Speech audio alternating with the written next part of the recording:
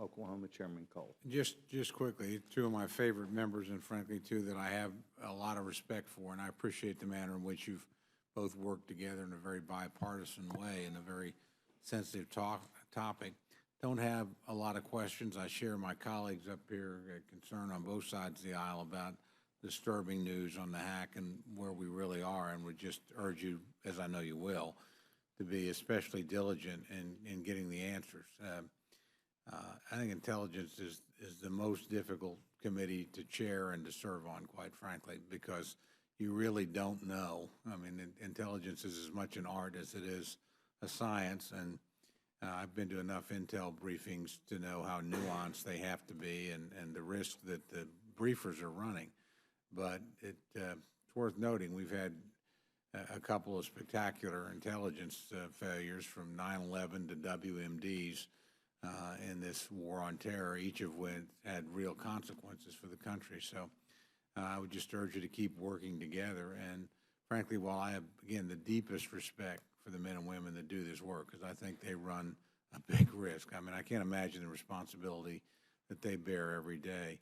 The oversight function from this institution is so critical, both in terms of assuring the American people that the enormous resources and authority that we're giving the various agencies that go about this work are being used appropriately, and that they're a threat to our enemies and not to ourselves. And second, that at the most basic level, they get it right, and they make sure, particularly the President of the United States, has the best information possible, as he has to make some of the most extraordinarily difficult process. I know you guys will do that, but I just thank you for doing it, because I think when you go on this committee, you take a responsibility. It's almost like no other committee in Congress.